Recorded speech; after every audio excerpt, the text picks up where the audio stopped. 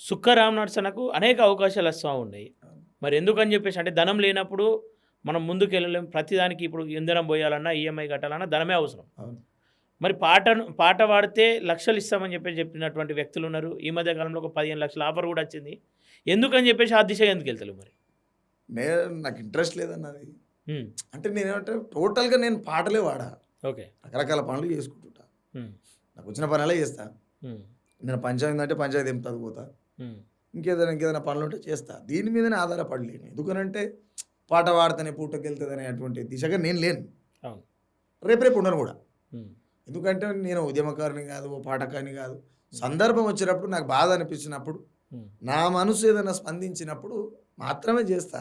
హ్మ్. ఎందుకనంటే ముగ్గురు పిల్లలు కన్న తర్వాత నేను ఈ పాట నమ్ముకోను.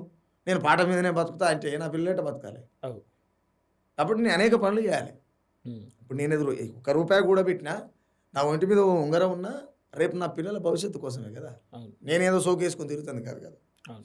కాబట్టి ఏందంటే వాళ్ళ కోసం నేను పని చేయాలి కాబట్టి చేస్తున్నా అంతే. ఓకే. గద్దరన్న వర్ణించినప్పుడు, "గద్దరన్న నీ బాటలోనే మేము నడుస్తాం.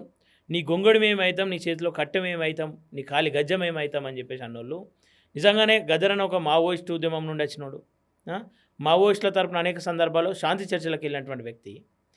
కనీసం శాంతి చర్చల విషయం పక్కన పెడితే, గద్దరన్న పాట అంటే ఈ సమయంలో గద్దరన్న పాట ఉంటే బాగుంటుండే అని చెప్పేసి అనుకున్న సందర్భాలు కూడా కనిపిస్తా ఉన్నాయి.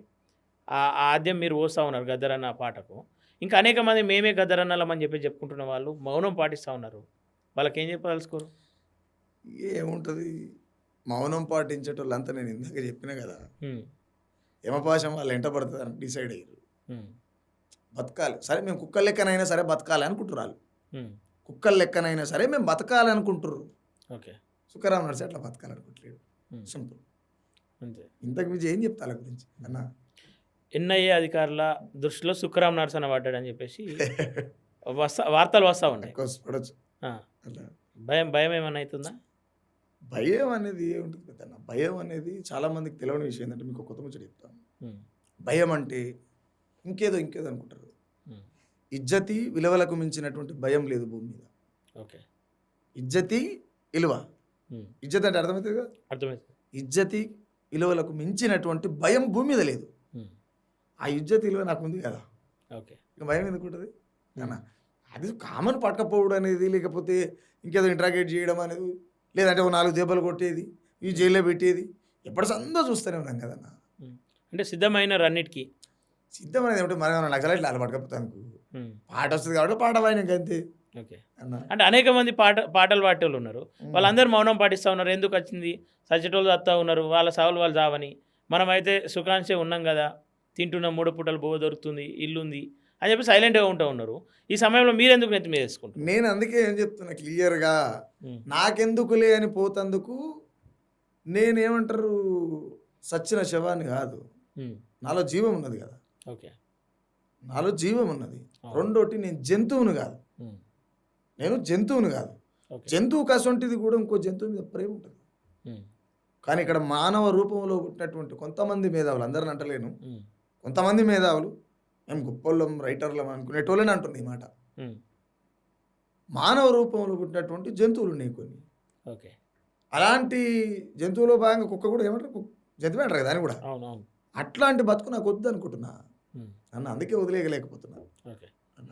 మొన్న ఒక పాట పాడిర్రు. బాగా వైరల్ అయితా ఉంది. 'పాక హనుమంత్' అన్న అంత్యక్రియలో.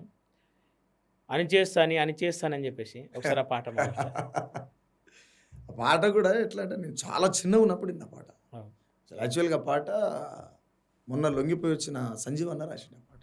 ఓకే. అదొక 7, 8 భాషలలో ఉంది. హ్మ్. అని చేస్తని అరిసి గోల పెడుతున్నావు. అని చేస్తని అరిసి గోల పెడుతున్నావు.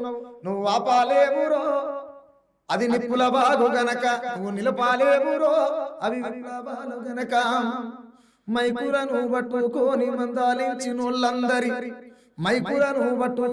మందలించినోళ్ళందరి కటకటాల తీసుకపోయి పెట్టారా అని కేసు పెట్టి ఇప్పుడు మాట్లాడి అన్న ఏం జరుగుతుంది సమాజంలో అని మైక్ ముంగల పెడితే వాడు మావోయిస్ట్ ఎట్ అవుతాడు.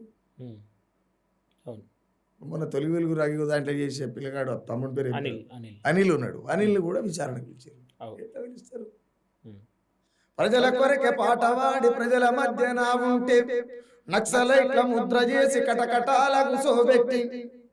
ఉమ్, అంటే నేనేమంటున్నానంటే విప్లవాన్ని ఆపుతారా ఆపరా అనే విషయాన్ని ఒక్క నిమిషం పక్కన పెడితే ఒక మనిషిలో మొదలయ్యేటువంటి సంఘర్షణను ఆపగలుగుతారా? లేదు. ఆ సంఘర్షణను మించినటువంటి విప్లవం ఇంకెక్కడన్నా ఉందా? ఉమ్, ఒక స్త్రీ పురుషుడు కలిస్తే ఒక నూతన జీవి నిర్మాణం అవుతుంది. అవు. ఆ జీవి నిర్మాణ కలయికని మీరు ఆపగలుగుతారా? ఉమ్, జీవి నిర్మాణ కలయిక ఆగనంత కాలం ఈ మానవ సమాజంలో ముఖ్యంగా ఈ దేశంలో విప్లవం అనేది రోజు పుడుతుంది. దాన్ని వాళ్ళతో ఏడవుతుంది. అందుకే ఆ టైంలో గుర్తొచ్చి పాడినది అన్న. ఓకే.